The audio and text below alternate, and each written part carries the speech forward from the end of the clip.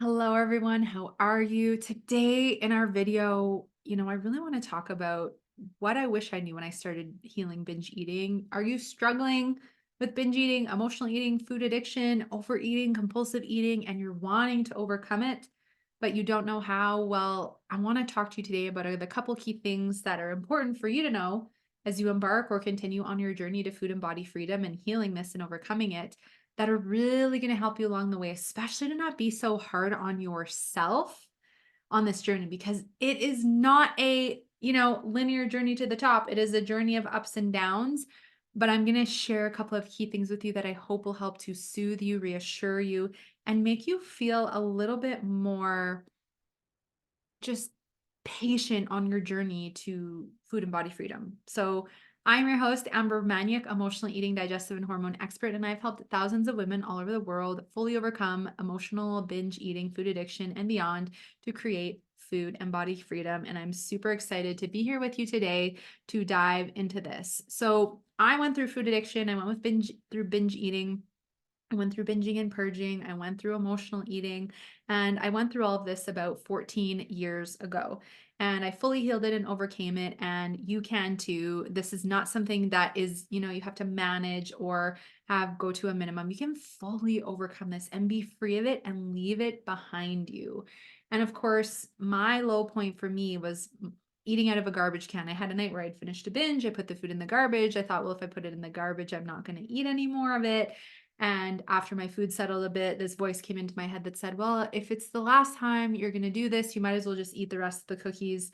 And so I dug through the garbage, ate the rest of the cookies, sat on the floor in immense guilt, shame, and embarrassment. It's like I just ate out of my garbage can.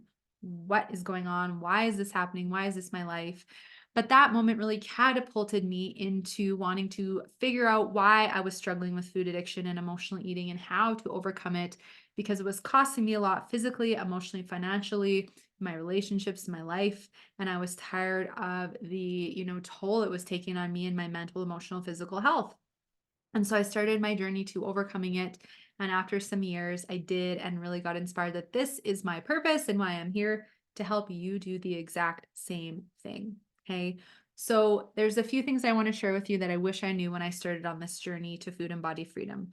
The first thing is there is this voice in your mind called the ego. Okay. I refer to this negative voice in the mind, the ego. This is the part of you that puts you down, that is critical of you, that convinces you you shouldn't eat the food and have to be perfect on your diet, but then is convincing you you should go and eat the food and binge because you've had a bad day and nothing is going your way and it's going to help you feel better. The ego is the part of you that thinks that you have to, reach the perfect goal weight to be happy. It compares you to others. It makes you critical of others, puts you into a fear, worry, lack, anger, frustration mentality. It's a really stressful, nagging voice that I didn't know about right off the bat when I was healing my relationship with food. When I got further into my healing, I learned about the ego and I was like, oh my gosh, this voice is exhausting. It is, in fact, like a huge asshole. Like, it is really governing me in so many ways that I behave and react, and that keeps fueling me to go into binge eating. And I'll give you an example. Okay. So or my ego was conditioned to think that I'd finally be happy once I could lose the weight. And of course, each time I quote unquote did another diet and lost the weight, I wasn't happy. And then, of course, because I didn't deal with the underlying reasons, I gained all the weight back and then some, and then would have to try all over again. Another example of the ego is okay, so say, when I was binge eating, I had a real retail job and then my boss would say something to me or get upset with me and it would trigger me. And then I'd be like, oh, I'm so upset. I'm going to go binge. And then I'd be like, it's her fault because I'm binge eating right now. So it's like blaming others. The ego wants us to blame everyone else for our issues and our problems and not take ownership or responsibility for our stuff. And so when I started to work on my ego, what I started to realize is yes, maybe other external circumstances are triggering me to binge or emotionally eat. However, I need to start taking ownership and responsibility because I'm the one who's choosing to self sabotage with food. No one is putting the food down in my mouth and shoving it down my throat. I am doing that. I need to own that. Yes, this circumstance upset me, but it's my responsibility to deal with it. But the ego wants us to be in blame and victimhood mode, and it's everyone else's fault and not take any ownership and responsibility. But that's going to keep you stuck in binge and emotional eating if you don't learn how to manage this voice and essentially learn how to take your power back from this voice. And if you want to learn a bazillion more things about the ego and start building a lot more awareness with it, you can click the link in the description below to listen to the podcast, which is called the No Sugarcoating Podcast, which has over 450 episodes. And trust me, I talk a lot about the ego. And you can learn how to manage your ego and it be a lot easier to deal with incorporating different tools. And also getting support to learn how to manage your ego is also really life-changing. I coach my clients every day on how to better manage their ego and take your power back. And you're welcome to reach out if you want to have a conversation around that. But that is the first thing I wish I knew about when I started dealing with binge and emotional eating is there is this ego voice that's really loud that doesn't want you to change and it thrives off your suffering. So we want to learn how to take our power back and live more in our hearts. The ego resides in the head. We want to live more in the heart where the true us, the more grounded, loving, respectful, kind to ourselves us lives. And that's part of what we get to cultivate when we heal our relationship with food. The next thing I wish I learned or knew when I was starting to heal my relationship with food is that my triggers were not out to get me. Your triggers are not out to get you. Your binge and emotional eating triggers are not out to get you. They're actually teachers. And your emotional and binge eating triggers are actually trying to show you where you're out of alignment with yourself in different areas of your life, different imbalances in the body, different thoughts, beliefs, behaviors, limiting beliefs, things like that. So I'm going to give you some examples. So if one of your emotional or binge triggers is overwhelm, okay, what this trigger is trying to show you is that if you keep overbooking your schedule because you feel the need to people please, to appease others, because you are terrified to say no to everyone else and yes to yourself. So instead, you're saying yes to everyone else and no to yourself. Well, you're out of alignment because how are you going to fully heal? How are you going to balance? How are you going to have optimal energy and optimal health if you have little to no time for yourself and you're putting yourself on the back burner? So where this overwhelm trigger, if it keeps coming up and you keep giving into it, you might be like, oh, like there's something wrong with me. I can't overcome this. It's like there's nothing wrong with you, but the trigger is showing you where you may be a people pleaser or have a really big perfection mentality that is draining you and overwhelming you and part of what is fueling this trigger. So the overwhelm is showing you, hey, you have a people pleasing thing. Why don't we work on overcoming that? Why don't we work on learning how to set healthy boundaries and say no when it's a no and that it's safe to ask for help? And your ego may be kicking off right now and be like, I can't ask for help. I don't want to upset people. I don't want conflict. That seems like way too scary and uncomfortable. This is what the ego does. And this is where doing the deeper work and getting support, dealing with your ego can be really valuable. So can you relate to that? Any people pleasers watching, leave a comment below. Have you tried overcoming your people pleasing? Have you tried setting boundaries? What's working? What's not? Let me know in the comments because it is something that is so freeing when you learn how to stop being the people pleaser and take your power back with your life and your schedule and that you call the shots, right? Maybe that's one of your new mantras. I call the shots in my own life, not anyone else. It's so freeing and it helps reduce the amount of emotional and binge triggers happening because overwhelm is no longer a trigger for you. And even if you get overwhelmed, you learn how to course correct a lot more quickly.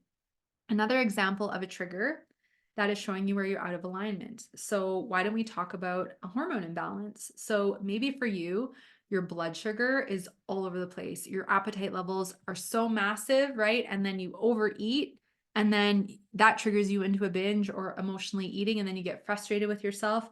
Or maybe you're so exhausted and tired all the time and you have an underlying cortisol issue, which is the stress hormone. And if that's out of whack and it's too high or too low, will fuel fatigue and exhaustion. And if we're in a fatigue and exhausted state, it will fuel increased appetite levels, which make it easier to binge. And it can fuel the I don't care mentality, which is that ego.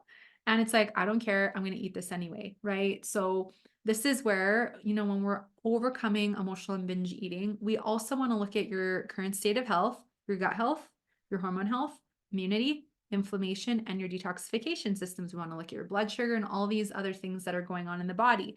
Because if there's physical imbalances, they can fuel binge and emotional eating. Okay. They some of them can become triggers for you.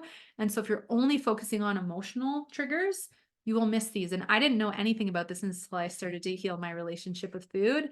And it made a massive difference for me in my healing because not only did I learn all the emotional eating triggers, I learned about the physical ones. And then delved deeper into hormone testing and gut health and like more balanced, mindful ways to regulate these things rather than extreme cleanses and quick fixes.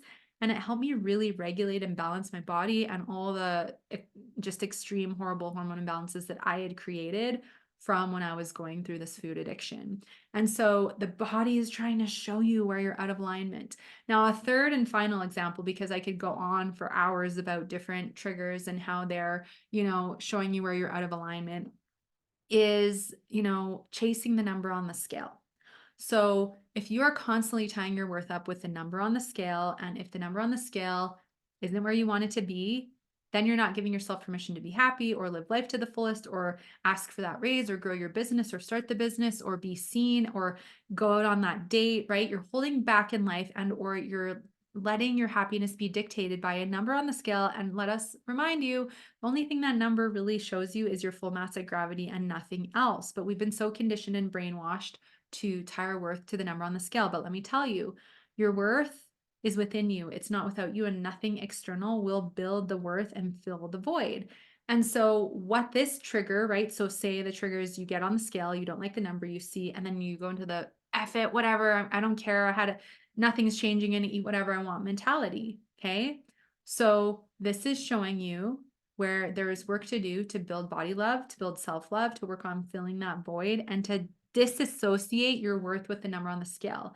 And this means deprogramming everything you've learned about weight and worth and reprogramming the new. And over time, this is totally possible to do. I did it because I was obsessed with the scale, I was a slave to the scale and the numbers. And now I'm completely free of it and want to help you do the same because we're worth so much more than a number at full mass of gravity. You're a powerful, powerful soul. Okay. And I'm here to help remind you of that in case you have forgotten. And one of the most cool things about going on this journey is you come home to yourself. You remember how powerful you are. You take your power back. You claim your love. You build more confidence. You learn immense amounts about your body, your mind, your thoughts, beliefs, behaviors. You connect with your intuition. This, also becomes a spiritual journey for some of you, and it's very powerful.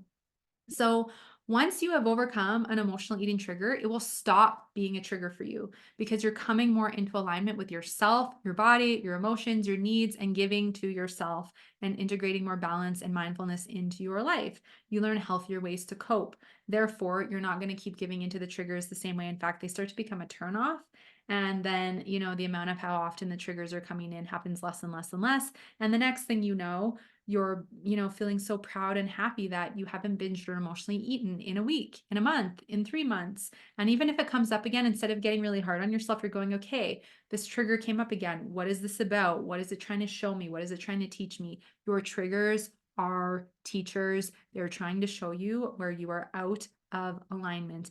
And as an aside, if you want to learn about the dozens and dozens and dozens of emotional and binge eating triggers that I had myself and that I've helped countless thousands of clients identify and overcome as well, you will want to click the link in the description to go and sign up for instant access to the Triggers 3-part masterclass replay where I spend 3 90-minute sessions. You'll get the replays going through all the physical emotional eating triggers, the emotional eating triggers, the empath, spiritual emotional eating triggers, and ways we can start to understand our triggers and work through them. It's 88 USD and you get lifetime access and instant access as soon as you sign up. So I'll make sure to add the link below for that because you will definitely want to dive into that if you're just getting started on your journey, or you're like, okay, I thought I knew all my triggers, but maybe I don't. And maybe I need to expand my awareness.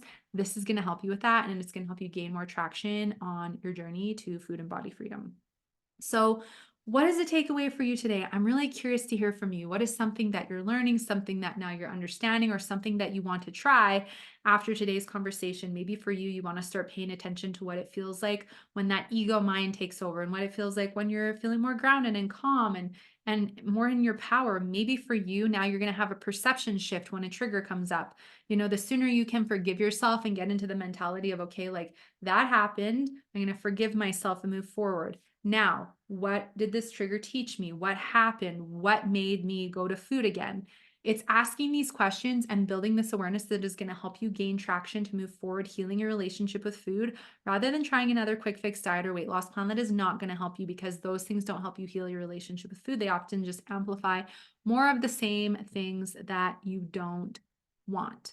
So, leave any questions below, leave a takeaway below, share what you loved about this. I'm so excited to keep creating more content for all of you beautiful souls to get to the food and body freedom that you so deserve to have and that you seek. If I could do it and I was eating out of my garbage can, and now I've been helping, women heal from this for over 10 years, I know for a fact you can do it as well. So if you love this, also be sure to subscribe, like, share it with someone who you think it could help. And like I said, if you want to try that triggers masterclass and have it really help you flow forward with your relationship with food, the description link is below.